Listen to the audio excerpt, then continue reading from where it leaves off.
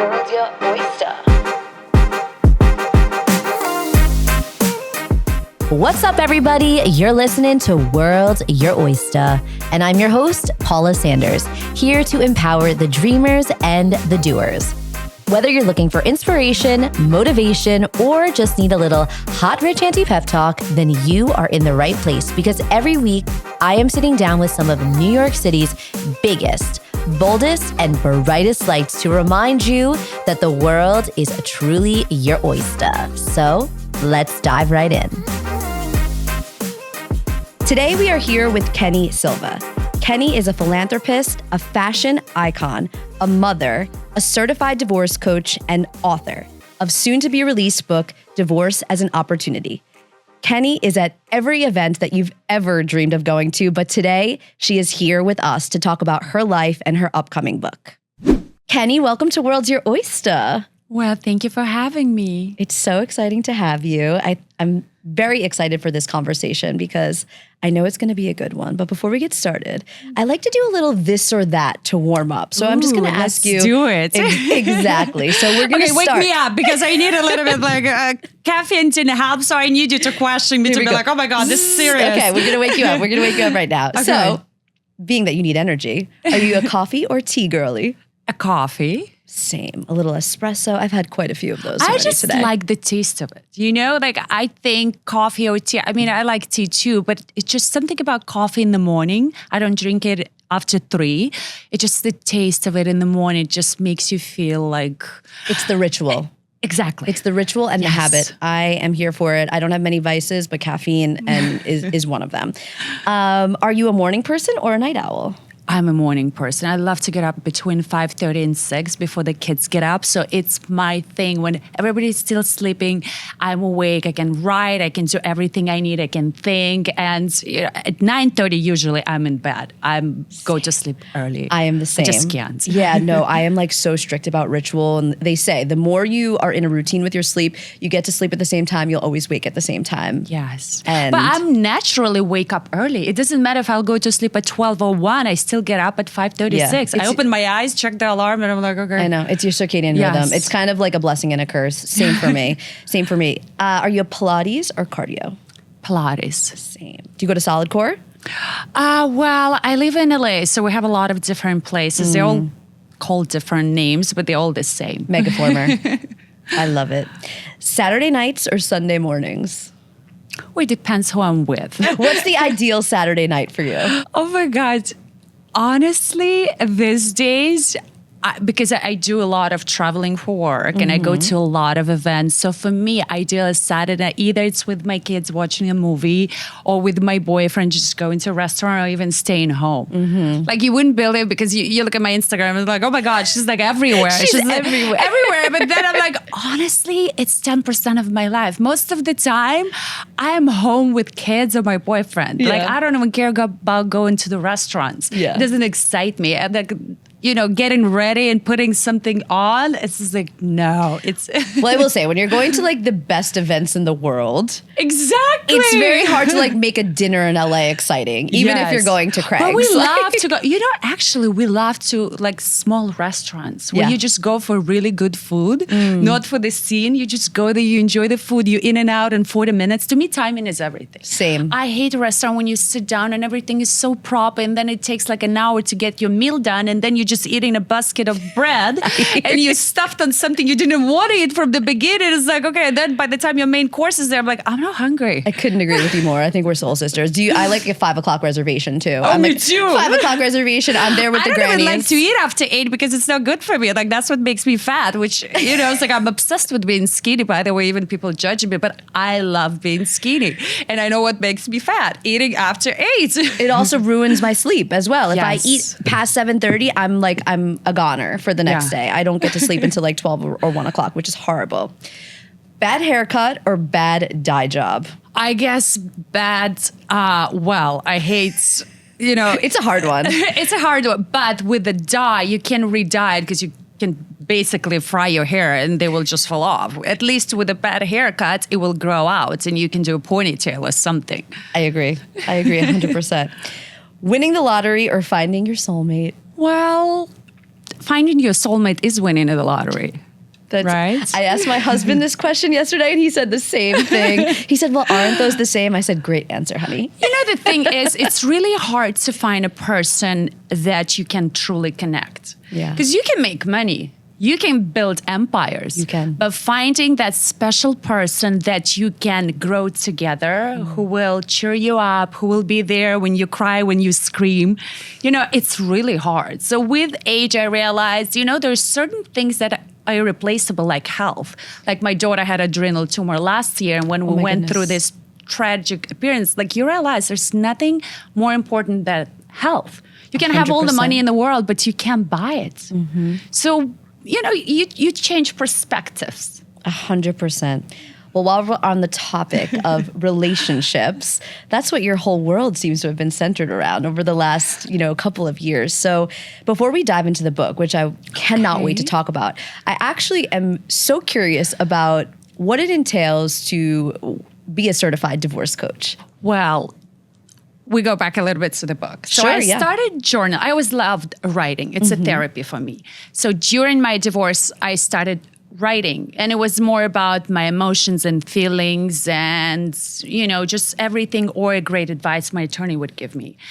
And after my divorce, because we lived together during divorce, so it was a little bit hard, but at the same time, it was amazing for children because they were still in the environment. I guess I was afraid to break that cord, you know, and I waited too long to tell my children. But anyway, starting writing, at the end, I realized I learned so much and my divorce was fairly quickly, that I want to share it with a lot of women, because before I filed for divorce, I had a lot of girlfriends who would be like, oh my God, my life is so amazing after divorce. And, you know, you think when you file, your life is going to be so great so fast, but it's not. You go through so many dark moments. And when I'm saying dark, they are dark. It's like walking into the tunnel and all the lights shut off.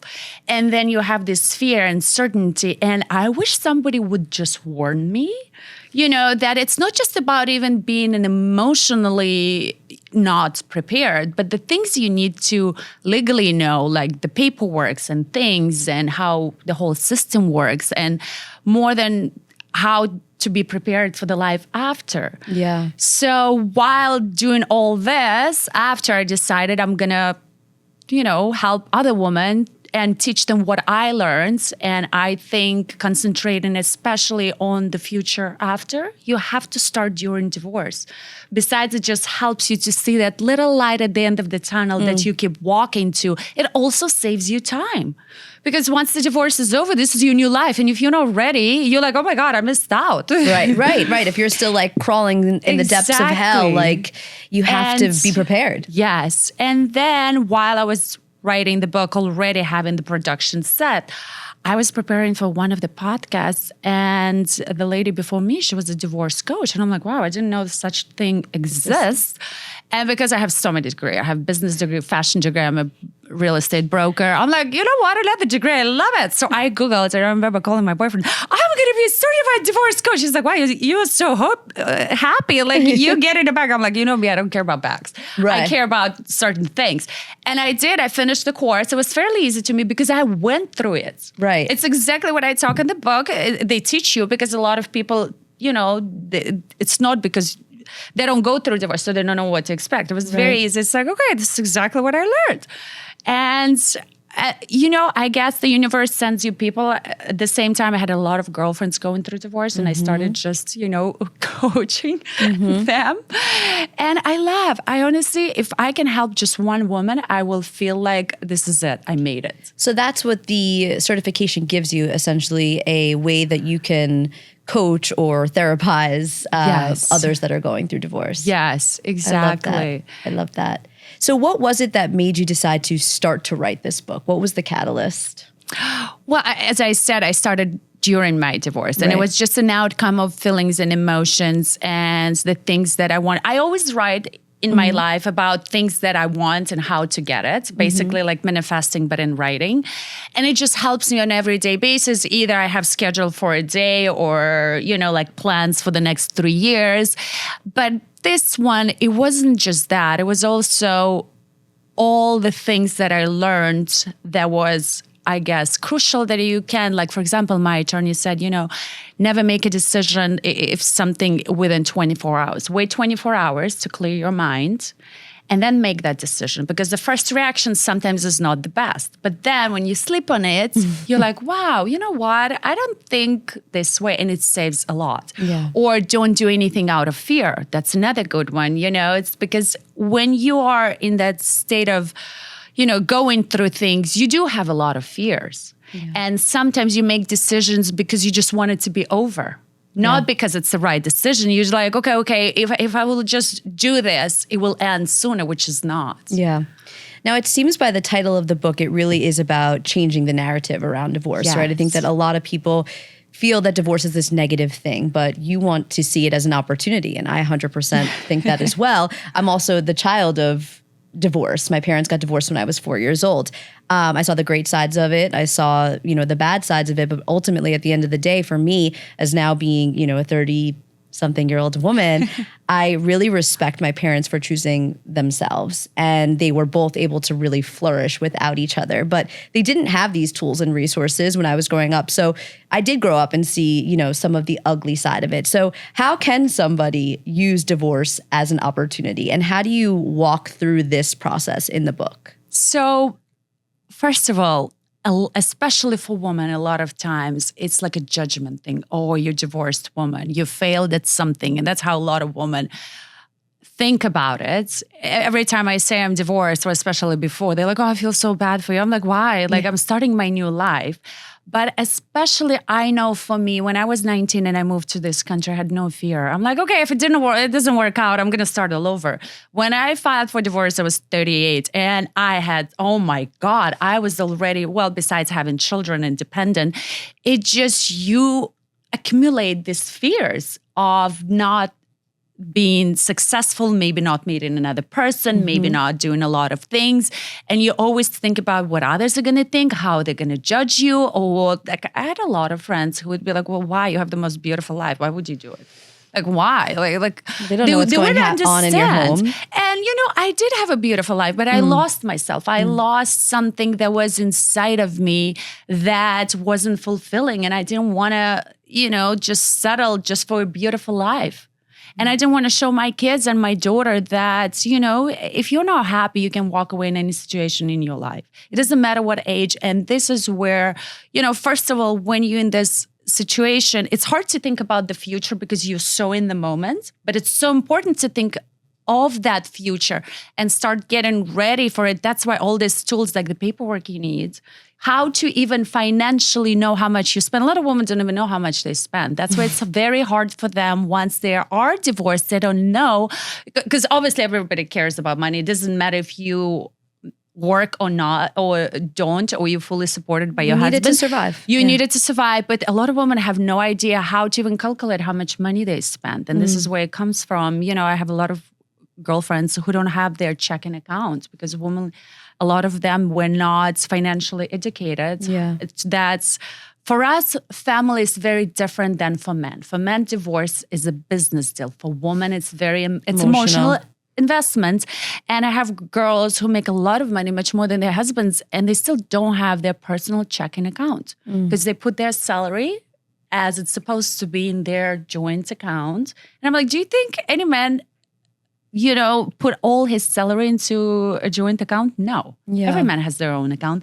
But we women are very trusting. We're all about building the family, and we're just different. Yeah. So I think preparing for the future and starting all over when you know the basics and you look at it as a basic, and I tell them, like, listen, it doesn't matter if you're planning to go, get divorced or not. Being educated on how it can look, just going to an attorney, it's just going to the doctor. It's like estate planning. Yeah. There's nothing wrong about it. There's so much negative around the word divorce.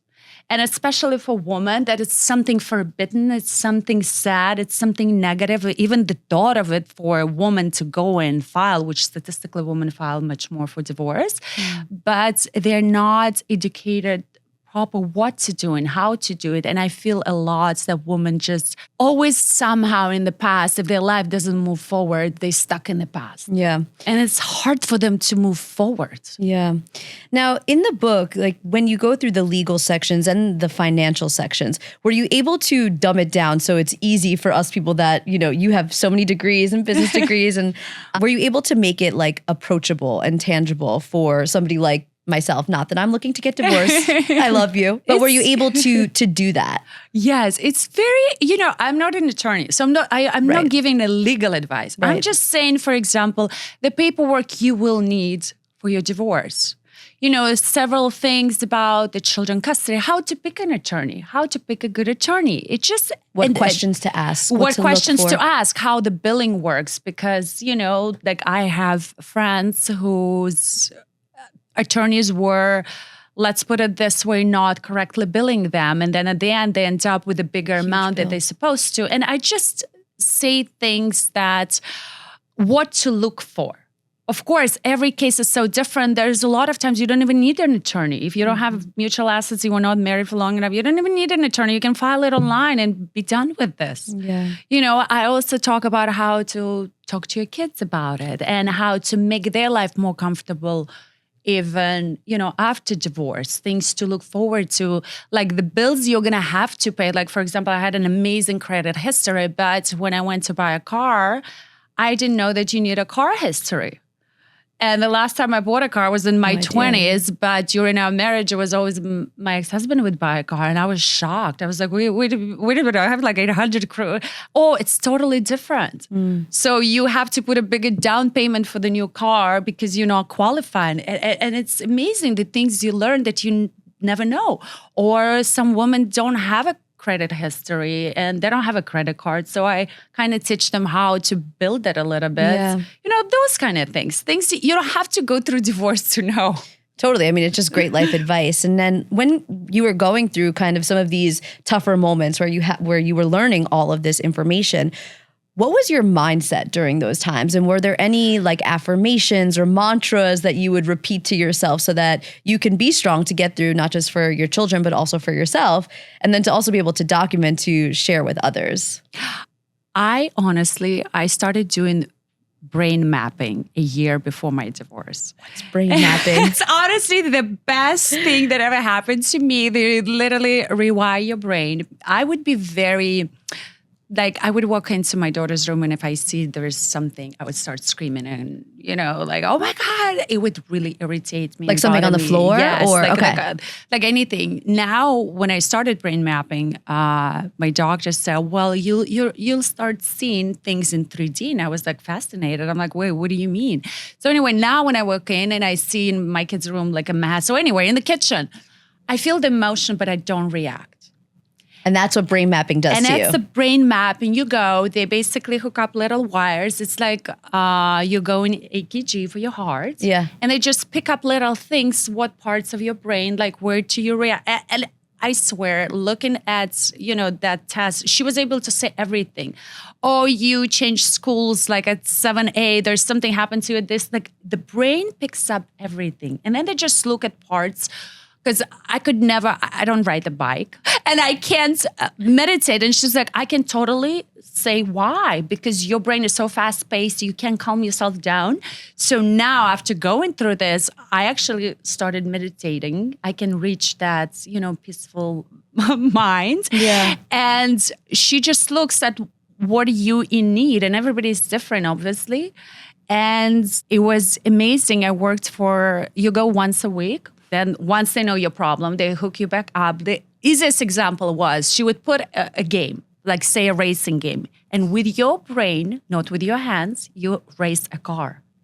First, I lost, of course, because how can you, you know, it shows you everything comes from your brain. And then at the end, it's a real race. It's 4 cars. It's like kids, you know, my kids play that. Yeah. But you control it with your brain. And then first, it feels so hard. And then at the end, of course, you know, it's like after 2 lessons, because I'm very competitive. I'm like, no, I'm going to win. And you can do it. It just left, right. You go faster, you go, everything is from your brain. And is it what, like mind control? Do you move? It's you think about it and it does it. Huh. So now how did you take what you've learned through that to get yourself through first of all, calmed me down. It calmed you down. It made me more rational. It made me not overreact. It made me think strategically, not emotionally. I mean, of course, there was still emotional moments because it's a hard time, but it made me calm in general. Right. I stopped screaming and crying. I mean, actually, I never cried. I started crying after that because I was held back. That's how I was raised. It's like, okay, you have to be strong, no crying. Mm-hmm. But it really, really helped me. And I also write about different things. For somebody, it's meditation. It never worked for me. I could never do it. I could never just sit and be, not to think about anything. And now I do. So brain mapping is one of the things that really helped me. And it just rewired my brain, how I think, how I'm more in an observer state of mind versus I react to things. It's just one of the most amazing tools that, some people prefer therapy, which I think most Americans do. But to me, it's a temporary effect. Brain mapping is something that stays with you for years. Okay, real talk, ladies. And this might be a little TMI, but who are we without our scars? I have had stretch marks and cellulite for as long as I can remember. And I obsessed over these things throughout my 20s, but I started to accept them as part of my life in my 30s. But then I was introduced to Tani and her incredible brand, Tronk, which has completely transformed the way that I think about caring for my body's skin. Tronk was born from Tani's own journey with reproductive health. After her second endometriosis surgery, she discovered the harmful effects of endocrine disruptors in skincare products. Tani then created Tronk, which is an award-winning, science-backed body care line that prioritizes safety and effectiveness. So, if your story sounds a little bit like mine, here is my daily Tronk process. I start with 2 minutes of dry brushing using their Ionic Dry Body Brush. Dry brushing is fantastic for stimulating circulation, exfoliating dead skin cells, and promoting lymphatic drainage. And after that, I spend another 2 minutes using their Body Contour Massager, which enhances the lymphatic drainage even further. Then I jump in the shower, I do my thing, and when I get out, I lather their vitamin C body oil all over my stretch marks before finishing everything off with their firming body butter.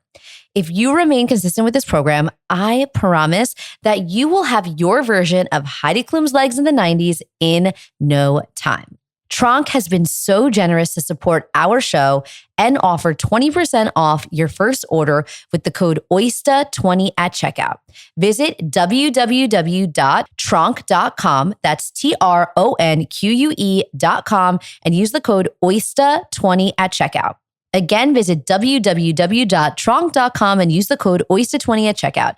It is time to give your body the care and attention it truly deserves, from the face down. This product is 100% Hot Rich Auntie approved. Hey, my pearls, did you know that electrolytes, creatine, and collagen are the ultimate hack for looking and feeling amazing? That's why I am so excited that we have partnered up with Harlow. Harlow is a fab 3-in-1 performance-enhancing drink that is packed with natural electrolytes for hydration, collagen for radiant skin and joint support, and creatine to fuel your muscles and boost your cognitive function. Plus, it's sugar-free, gluten-free, and it tastes amazing. So I know what you're thinking. Creatine? Really? Yes, really. As women, we often overlook or are scared of creatine, but it's crucial for boosting our energy and endurance. It also plays a vital role in muscle recovery and helps maintain our overall strength as we age. As a woman juggling a full-time job, a podcast, and a million things in between, I do not have time to waste feeling tired, sore, or not at 100%. And that's why I never miss a day. And I can genuinely say that Harlow makes a difference. Whether I'm sipping it after solid core or enjoying it as a pick-me-up during a busy afternoon, Harlow keeps me hydrated, glowing, and ready to tackle whatever the day brings my way. To hydrate and elevate your wellness with me, visit www.drinkharlow.com and use the code Oysta20 for 20% off of your first order.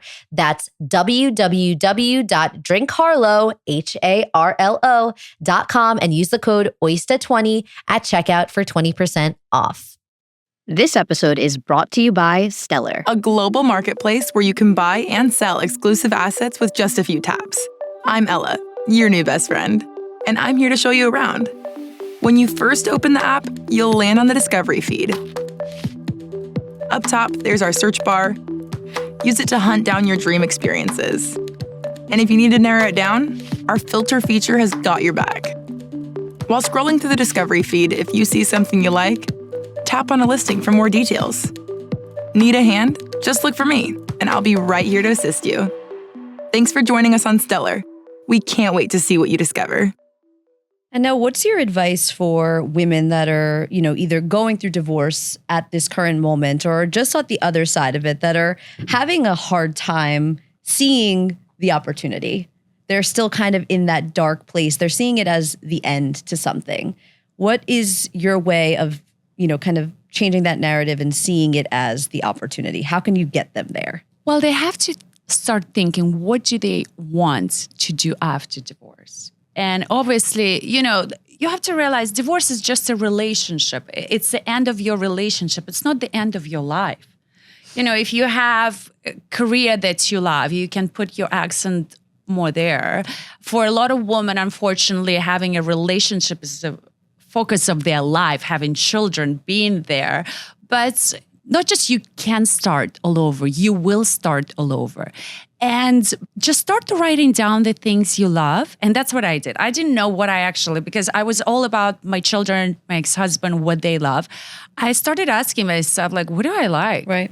Just simple things like, oh, okay, do you want to start playing piano? And I tried so many things just to see what is me now. I met my ex-husband, I was 23. I got divorced 38. I changed so much, but I never had that time to explore myself. And this is even it's hard, but this is a great time to start exploring yourself, seeing what other things, and don't think that you will never meet somebody, because that's a problem, number one, that we are very afraid of being alone. I think for women, being alone is the biggest factor of not going through divorce or staying in a relationship they don't want to be, because it's just something about that. I love being alone. It's a luxury for me. Same. It's really a luxury. Same. It's hard to come by too. That's why I actually ran into this wonderful woman on the flight to New York. And when I went to Venice, she was on my flight going to Frankfurt. And we both agree, because she has 4 children, I have 2, that being on the plane is just the most amazing time. You there, somebody serves you everything, and nobody bugs you. Yeah. No, it's the best. It's the best. So, don't think about all these things. Just start finding things that make you happy. And it can be anything from, starting art class or walking in the park, trying dancing, anything, pole dancing, whatever you want. And I'm all about, trying new things. And the life moves on. And you are the age, especially for women, unfortunately, because they put so much pressure. Oh my God. But I have girlfriends who start having family in their late 40s and having their first child at 47.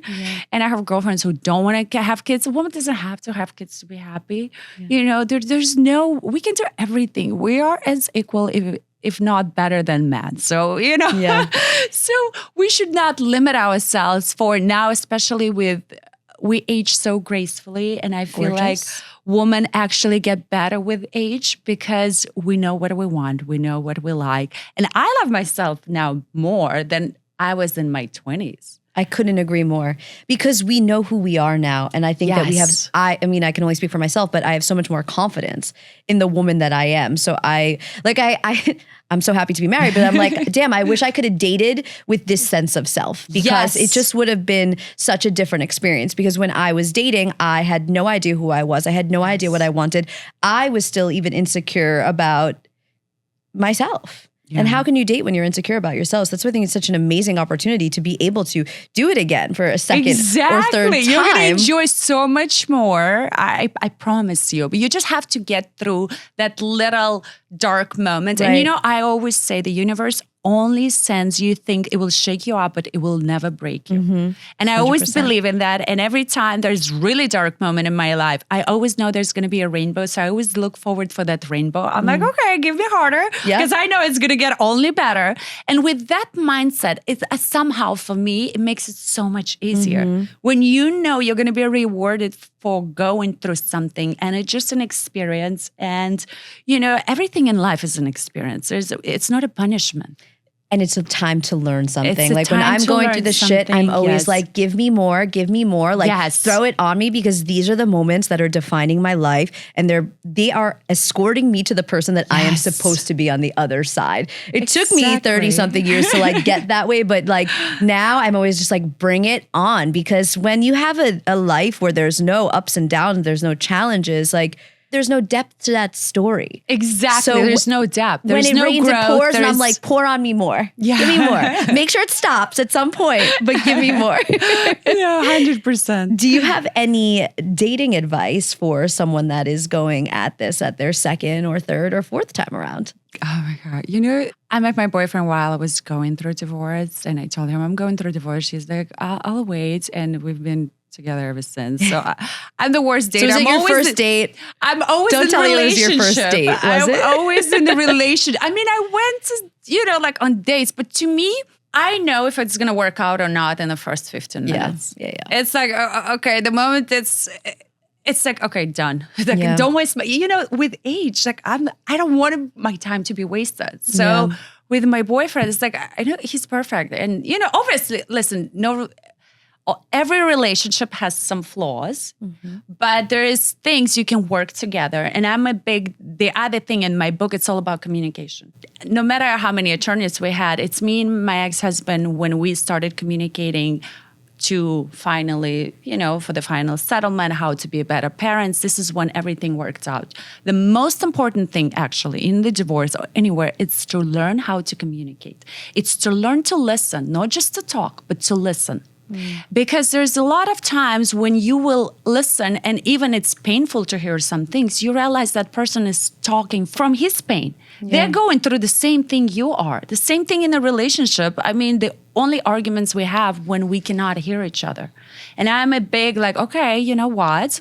This is what I want you to hear. It's not about you right now. It's about how this situation made me feel. And we try to understand each other. And it comes, you know, from a point where we know we're not trying to purposely hurt each other, but some things, because triggers him, some things triggers me. The same thing with my ex-husband. I told him, I said, I want you to understand, I still love you. I'm just not in love with you. I still will be there, whatever. We have family, we have children, you know, and I guess once he started listening to me, that it's nothing has to do with him, it's me.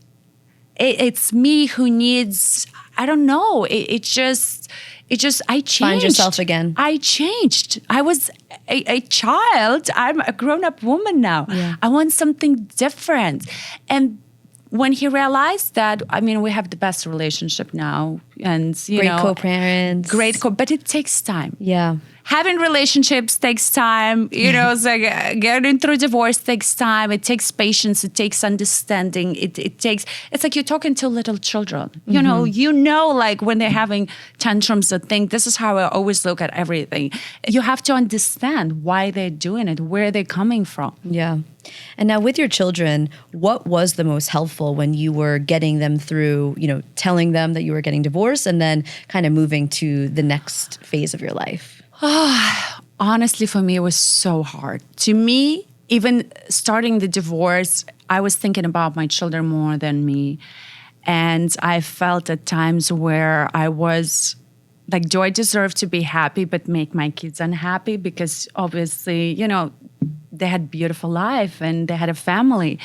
And that was a big moment where I'm like, wait, but I deserve to be happy. I can't sacrifice my life for them, and then they're gonna be in college, and then what? I'll be, like so many years later.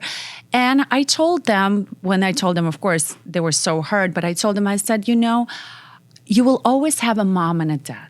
You will always have a family unit. Yes, you will have to go from home to home. It's an inconvenience. But you do have that. I lost a husband. My ex-husband lost a wife. We did lose each other. Yeah. But still, you guys, and because, of course, we worked it out, I said, you will, even when you're with your dad, you still have a mom. You still can call me. You still can rely on me. Nothing changes for you. And I made sure, especially, it's like the first 6 months, if my son wants something, I will be there. Mm-hmm. Like they never felt that, because for children, the biggest fear that their parents would leave. They would never see them again. That the stability is gone out of life. So that's where I'm like, okay, you have everything two sets. So you don't have to worry about the books, the clothing, the same favorite shoes, the same favorite blanket, whatever it is. And I was always available to come and things. So they, after a while, they now, when, like my son is with his dad and he's now calling me on orders, so I'm like, I know he's happy. He doesn't, one thing I realized, my kids became so self-sufficient. So self-sufficient. And in a sense, they were growing up in a beautiful pink bubble, as all the parents wanted to give them the best. Yeah. But, as kids, they don't know what hardships are. And with divorce, just going from home to home and, knowing where your things are, your school stuff. Like, I remember that. You become kind of like a little mini adult in the process. Like, yes. Because, you always need to be prepared. Am I at my mom's house? Am I at my dad's house? Do I have my calculator? Do I have my clothes that I need? Does my dad know that I have to go to my friend Jenny's birthday party? You really start to learn how to schedule your life, which is not something that you really have to do as a kid. Exactly. And to me, as a parent, knowing that my kids are so self-sufficient, and if something happens to me, they will figure it out. It's the biggest blessing. Honestly, we went on a trip and then my kids packed themselves, and I'm like, it's like, Mom, we pack with Dad all the time ourselves. And I was like, wow, this is amazing. Like they're really like little adults. Well, the truth is, I think when you're, going through it, your kids, they sense so much, doesn't matter how old they are.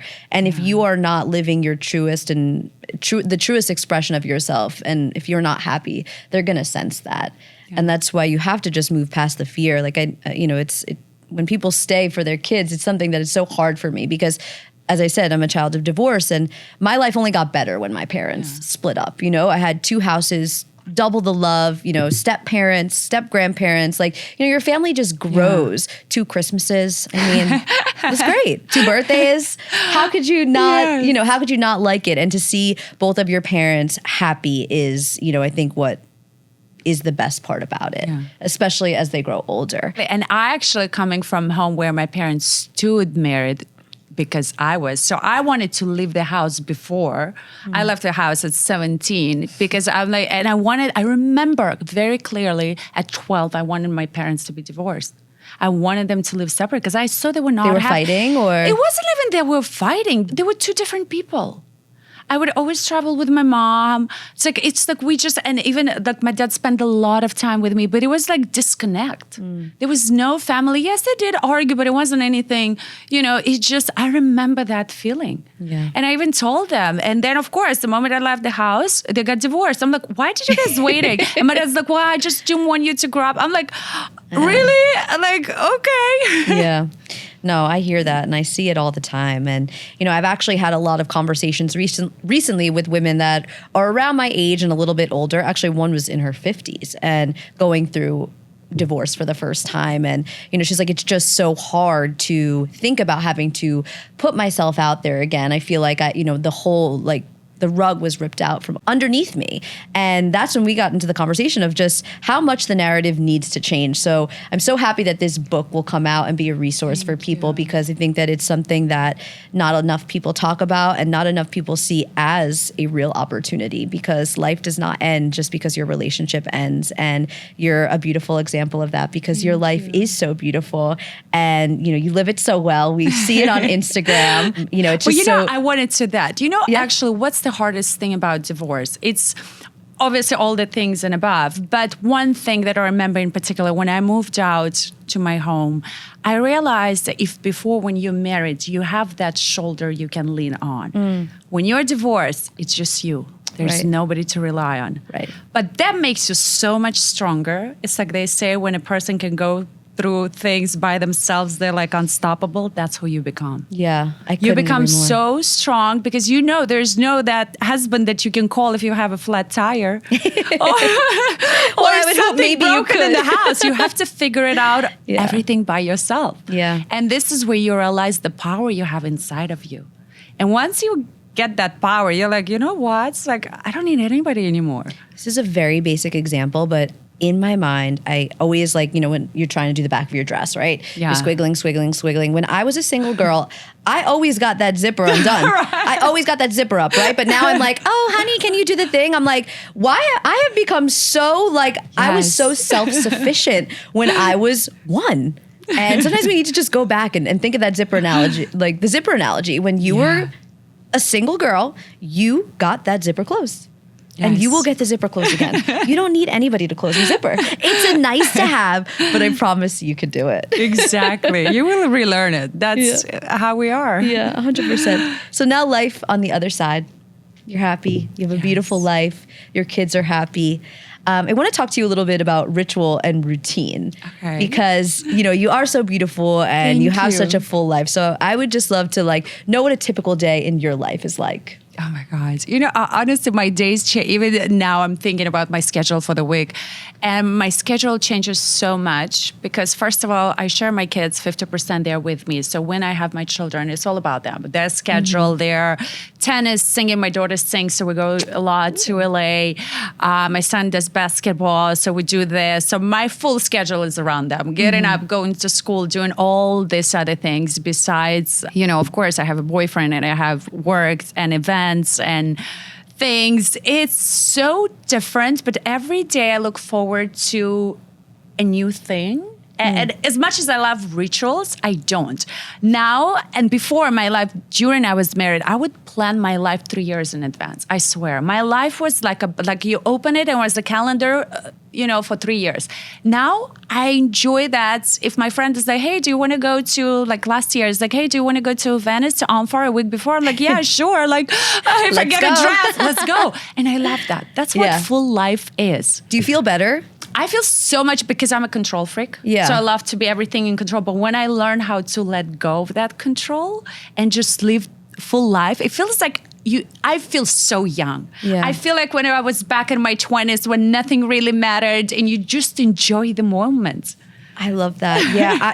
I wish that I could be more like you a few years ago, planning things 3 years in advance. I wish I had some strategy to my life, but I've just been one of those people that's definitely not flying by the seat of my pants, but I'm in that same vein. If someone wants to go to Milan Fashion Week, I'm like, let's go, saddle up, But I always envy people that are able to really look at their life and see the things that they want 3 to 5 years out. That's just not my way, but it's interesting. So you actually feel better now. I feel much better because I'm more excited for it. When you plan things in advance, it's like you already relive the moment by planning everything. Okay, this is the vacation you're going to take.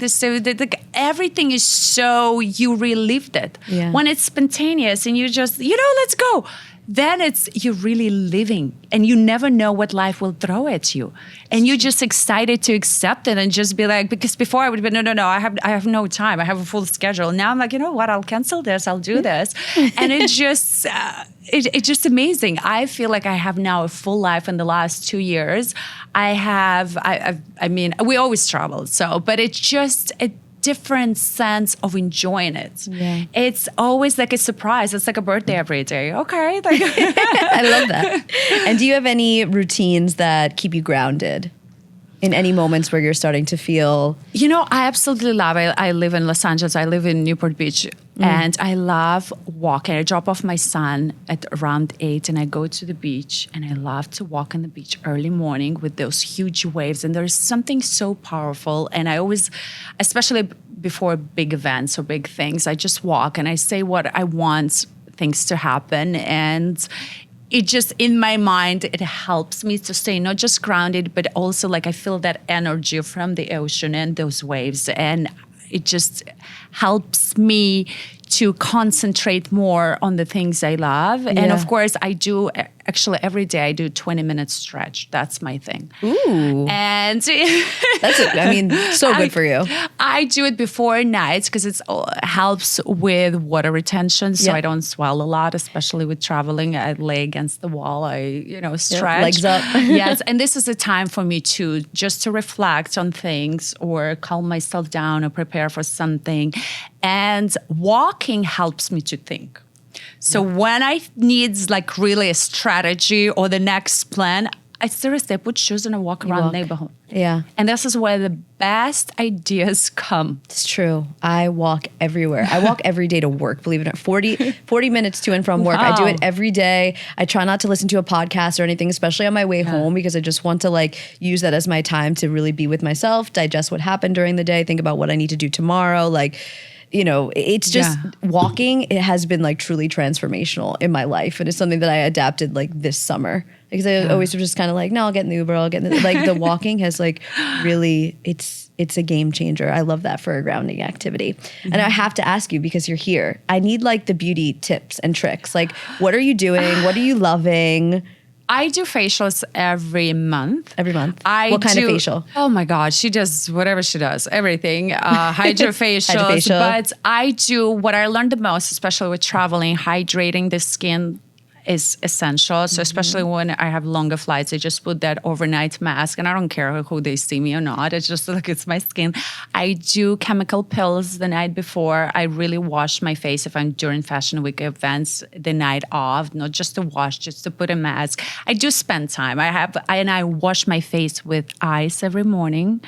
Ice cold water, or you just ice cubes. Like I ask at the hotel, bring me a bucket of ice, and I just wash it. It's just something about ice in the morning, and it just it's the hot and cold. Yeah. Have you ever used the cryo gua sha sticks? I do have those at home, but sometimes I forget to bring them, or just by the time you put. So it's the best. You just ask, and I do like eye patches. I just so many things. I like trying things. Yeah. Any favorite eye patch?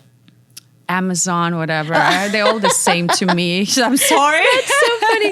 I just tried 111 Skin 2 days ago, and I will say their rose quartz eye mask is unbelievable. Really? Yeah, like absolutely one of the best. I'm just like, okay, I don't know. It's just, there's certain products I love. Like I love Sunday Riley, especially because I have pigmentation problem after kids. So to me, everything has to do to cover my melasma. Okay. The rest of the stuff is like, I don't know. Everything is the same. Like, yeah. And honestly, being happy That's radiates. And I can tell the days like on the pictures where I was not happy, or it's like something happened, or when you just feel that happiness, you can see it. And glutathione. That's the number one thing for glowing skin. If you're in a bad mood, but you do it the day before the event, you just do IV on injection, you will glow the same as you're happy. Glutathione. Oh, Glutathione. Glutathione? Yes, yeah, and it helps with melasma. I love it. It whitens the skin kind of, but it gives you that glow. Okay. I'm a big... Hot tip. I love all the IVs for skin. Like they're now very popular, especially in California. So I love all that stuff. That's what I do now before every flight. That way I hydrate. Hydration is number one thing. Yeah. I realized. Do you do any take electrolytes in the morning or anything like that? I'm not a big believer in vitamins, honestly. No, me neither. It's like it's too much extra things. Yeah. I don't know. It's like 20 years ago. I don't remember we had it. Especially I grew up in Moscow. Like we didn't have all that stuff, and we all looked beautiful and natural. And it's like, why? It's like even now I talk to my makeup artist. Like before it was like 3 shades of foundation, and they always worked. Right. Now I go, it's 50 shades of them, and none of them I can ever match. Why? It's hard. It's really hard. But I'm with you on that. I recently stopped taking all of my supplements, but I will say I do an electrolyte in the morning with. It's an electrolyte with collagen and creatine, and it's been like for me game changer just in terms of now skin hydration. Try. Yeah, I'll send you the brand. It's really good. But yeah, I stopped taking all my supplements as well because it just felt like an overload, to be honest with you. Yes, and you pee it all out anyway. It's true. It's true. Okay, so last and final question for you: if you could choose one word that you would want your character to be remembered as, what would it be? Unstoppable.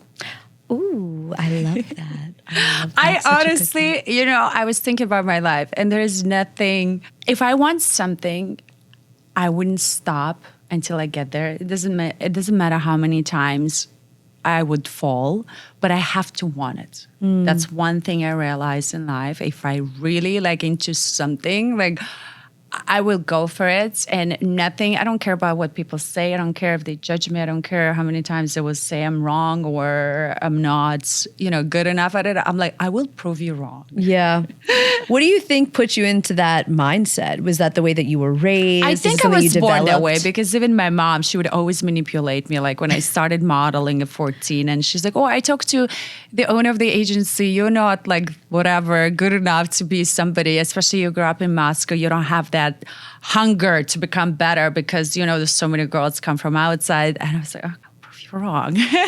There's always things. I think I just love to prove myself I can do it. Even with the book, my ex-husband found the notes while I was going, so you're going to write a book? I'm like, yeah, well. He's like, haha. I'm like, okay, I'll prove you. This is it now for sure. Was he pissed when you wrote the book? He wasn't, because, I came to him and I said, before I even started, I said, I will do this. Yeah. It's not a memoir. It's not about us. It's about what I learned. So I made him feel comfortable. Right. Did you have a public life with your ex-husband? No, we didn't even say out loud that we were going through divorce, because we live in Newport Beach. It's a very small community. Right. We didn't want the kids until everything is finalized to be, to know, to hear things, and to people to gossip. And it's just not our style. And a lot of people, even after divorce, they didn't know I was divorced. Right. It's just nobody's business, in my opinion, Yeah. Well, you have such you have a really big following on social media. So when did you get that? Did you have that while you were in your first marriage or after?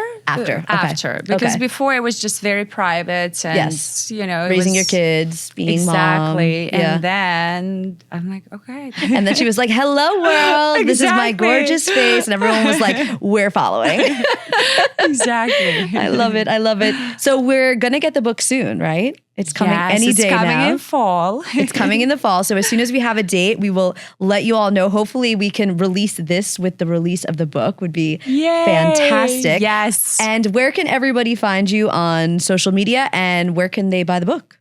So the book will be sold on Amazon. I'm self-publishing because I love to be in control. I didn't want anybody to tell me what to put in the book or not to put in the book. And I want it to be exactly how I want it to be. And you can follow me on social, on Instagram, Keni Silva. We're working on my website right now. It's going to be the same, Keni Silva.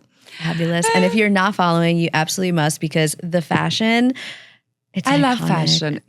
It just, to me, fashion is where I can be somebody for a day I'm not. The red dress that you just wore, was that in Venice for the film festival? Yes, and the one for that was the see-through? I guess I love to be a woman. A lot of people ask me, are you an actress? I said, every woman is an actress.